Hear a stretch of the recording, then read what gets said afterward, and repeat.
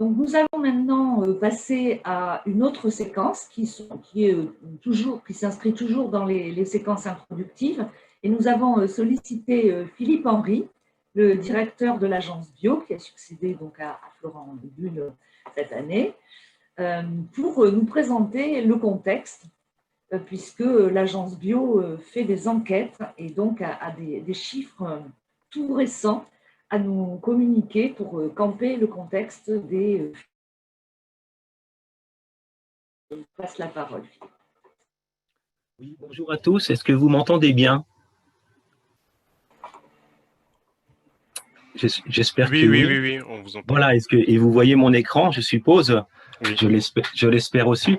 Alors, en deux mots, on est ravis de participer à cette journée avec vous. Pour nous, l'INRA est un partenaire indispensable, incontournable et précieux pour développer l'agriculture biologique. Donc, c'est avec plaisir que on vous présente ce matin le volet consommation des produits bio, l'état actuel de la consommation des produits bio. Alors, peut-être en deux mots d'introduction, ce qu'est l'agence bio, parce que peut-être que tous les participants ne connaissent pas notre agence. Alors, l'agence bio, c'est l'agence de promotion et de développement de l'agriculture biologique qui est placée sous tutelle du ministère de l'Agriculture et de l'Environnement. Et c'est une agence qui a 3 missions.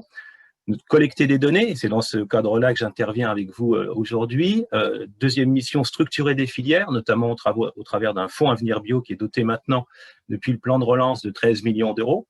Et puis, qui a une mission également de communication notamment à destination du grand public. Et l'agence Bio est pilotée, je ne vous l'ai pas dit, mais c'est un élément qui est important, est pilotée par 4 familles professionnelles qui sont d'horizons différents, la PCA, la FNAB, le Synabio, qui est le syndicat des transformateurs, et la coopération agricole. Tout ça pour vous dire que c'est un lieu d'échange avec quelquefois des points de vue différents, mais c'est ce qui en fait sa richesse. Donc voilà, je vous propose de rentrer tout de suite dans le vif du sujet et de regarder un petit peu où en est la consommation des produits bio actuellement. Alors, je vais commencer par la partie Europe. Donc, le marché bio aujourd'hui au niveau européen, c'est un peu plus de 40 milliards d'euros. Et vous voyez que 2 pays sont les gros consommateurs de la bio. L'Allemagne, qui l'est traditionnellement depuis de nombreuses années, mais qui dernièrement est rattrapée par la France. On a une vraie dynamique en France sur le développement de la consommation. Et puis l'autre petite moitié qui est occupée par les autres pays de l'Union européenne. L'Italie, le 3e pays avec 10%, et puis ça se décline dans les autres pays. J'ai voulu vous mettre ça en relation avec, finalement, on voit où on consomme du bio. Ce qui est important, c'est de regarder également là où on produit du bio. Si vous regardez la slide suivante, j'ai le sentiment de ne pas avoir la main sur les diapos. Voilà, attendez, la slide suivante, voilà, là où on produit de la bio. Il faut que vous recliquiez sur le... Ouais, c'est bon, là. Désolé. C'est bon, voilà.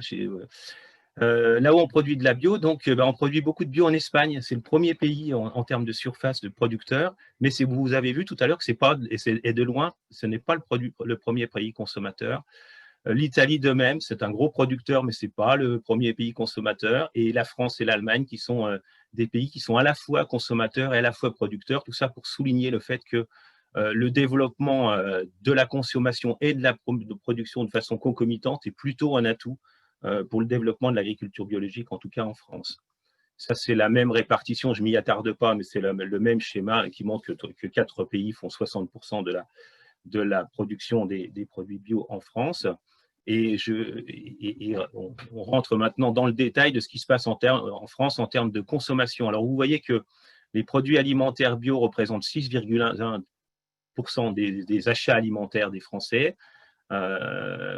C'est un secteur donc, qui est en forte augmentation, qui a augmenté de plus d'1,3 milliard, qui représente aujourd'hui 12 milliards d'euros. En gros, l'Allemagne et la France, c'est 12 milliards d'euros chacun de produits bio. Et si on le ramène au nombre d'habitants, vous avez une moyenne qui s'établit à 178 € par habitant de consommation de produits bio. Alors, on peut souligner une disparité en termes de régions. Vous avez des régions qui sont plus consommatrices, en particulier dans le sud de la France. Alors, si vous connaissez la carte des productions, vous apercevrez que le sud de la France, ce sont aussi les régions les plus productrices de bio. Donc, on a une consommation qui approche les 200 € par habitant sur le sud de la France. Par contre, au nord de la France, on est sur des consommations plus faibles.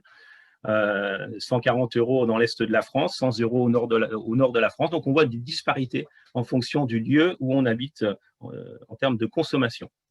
Si vous regardez maintenant la répartition des achats des produits bio, alors vous voyez que c'est en augmentation évidemment un peu dans tous les secteurs, mais il y a des secteurs plus dynamiques que d'autres. Vous avez des produits surgelés qui montent vraiment, alors là c'est tout récent, qui montent vraiment en termes de volume. Vous avez un secteur comme la bière qui se développe énormément et il y a des besoins en malt énormes sur ce secteur-là. Vous avez le secteur des œufs qui est un secteur traditionnellement très bien implanté en bio. Aujourd'hui, 30% des œufs coquilles sont produits en bio en France, donc c'est important et c'est un secteur qui se développe beaucoup. Et puis vous avez d'autres secteurs qui ont une consommation, qui ont une progression un peu moins importante, mais qui sont très dynamiques, les produits laitiers, l'épicerie et puis les jus de fruits également. Vous avez ensuite, intéressons-nous maintenant à la partie distribution. Alors les produits bio sont distribués de plusieurs façons, bien sûr. Je vous montre donc là plusieurs circuits de distribution. La grande distribution, qui est le circuit majeur, qui ne l'était pas, hein, mais qui a vraiment capté quelque part une grosse part de la croissance du marché et qui aujourd'hui représente un peu plus de la moitié de la consommation des produits bio. Vous avez dans tous les magasins, dans toutes les supérettes, partout en France, des rayons bio qui sont de plus en plus achalandés. Et l'augmentation de l'offre, inéluctablement, provoque une consommation supplémentaire, et c'est très bien ainsi. Vous avez les magasins spécialisés, qui sont le deuxième vecteur de distribution de produits bio, qui sont implantés depuis longtemps, qui ont assuré pendant longtemps la croissance de la consommation bio, et qui aujourd'hui se développent toujours. Il y a toujours plus de magasins bio spécialisés, mais qui marquent un petit peu le pas en termes de part de marché.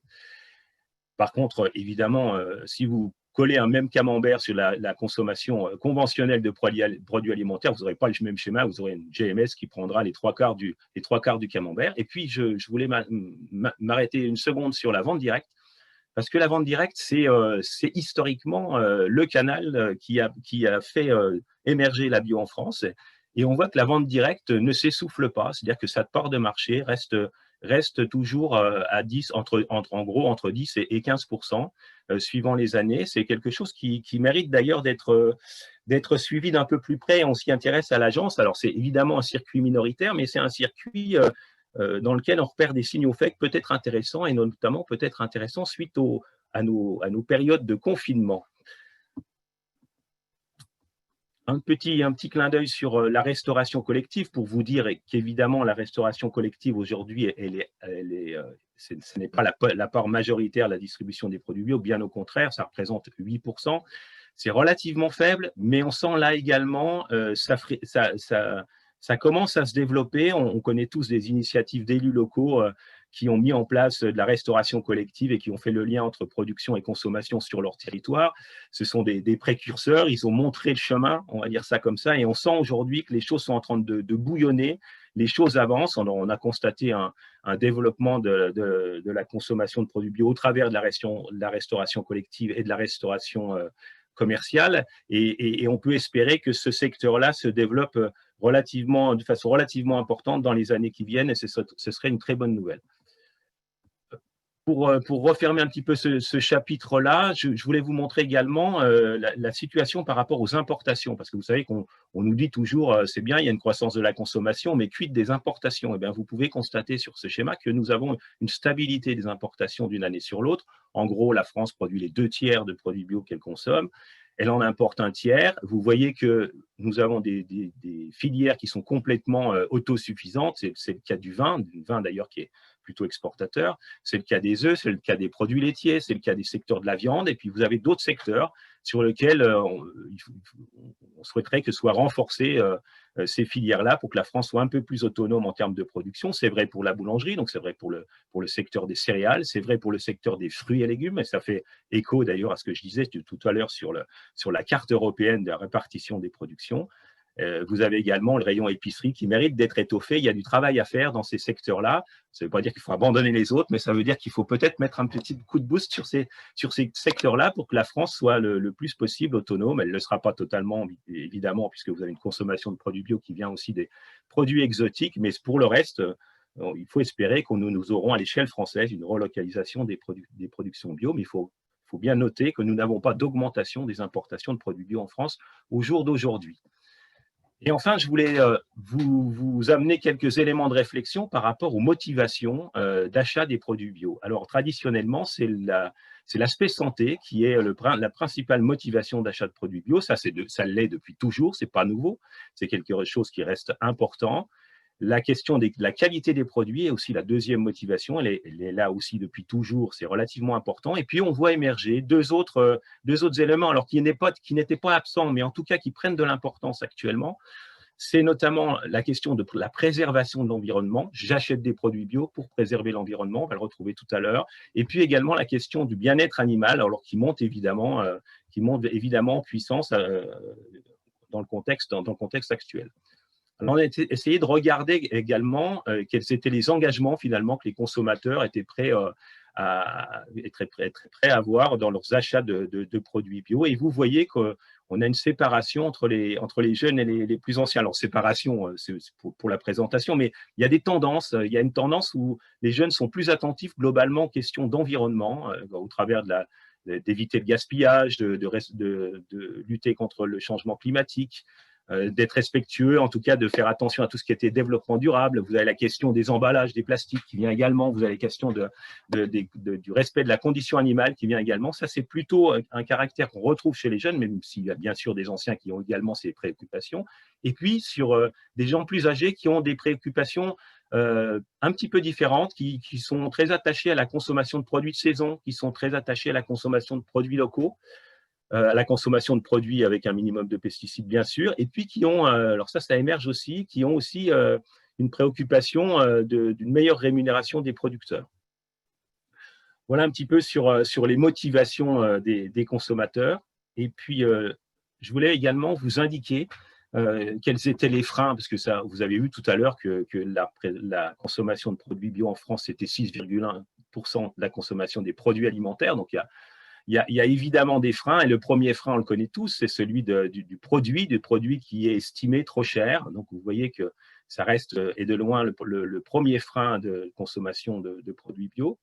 Le deuxième frein, il est pas nouveau, mais il prend un petit peu plus d'ampleur maintenant, et c'est quelque chose sur lequel on est très attentif. C'est des gens qui nous disent on a des doutes sur le caractère parfaitement bio des produits. Donc, il y a des interrogations. D'ailleurs, ça s'est traduit par un certain nombre d'articles dans la presse sur ce sujet-là. Donc, il y a un point d'attention là-dessus. Et puis après, vous avez d'autres freins qui sont d'une autre nature, mais qui sont un petit peu moins importants. Donc, voilà un petit peu les éléments que je voulais vous apporter ce matin sur le volet consommation. Mais je voulais peut-être étendre un petit peu le débat, parce qu'évidemment, le volet de consommation, c'est un élément. Il y a le volet production qu'il faut bien évidemment prendre en compte. Mais je voulais vous faire partager un petit peu l'état des réflexions et des débats que nous avons à l'Agence Bio et qui vont rejoindre d'ailleurs ce volet consommation. On a une vraie interrogation qu'on a d'ailleurs travaillé à nos dernières assises, qui est la question de quelle est la valeur d'un produit bio. C'est une question qui est évidemment fondamentale et qui traverse nos débats. Et nous avons deux autres questions qui sont un petit peu rattachées à ça et qui ont été évoquées d'ailleurs par Romain là, tout à l'heure, qui est la question de comment faire en sorte que l'alimentation bio soit accessible à tous et en même temps assure une juste rémunération aux producteurs. C'est une deuxième question qui traverse nos débats. Et puis une troisième également, qui est comment faire en sorte que de nouvelles préoccupations telles que l'environnement, les questions de biodiversité, les questions de changement climatique soient inscrites mieux encore au sein de l'agriculture, au cœur de l'agriculture biologique. Et on espère pour cela que le métaprogramme va pouvoir nous apporter, nous éclairer sur les chemins possibles pour répondre à ces trois questions. Voilà, j'espère que je n'ai pas été trop long et je vous remercie de votre attention. Et je reste à votre disposition, bien sûr.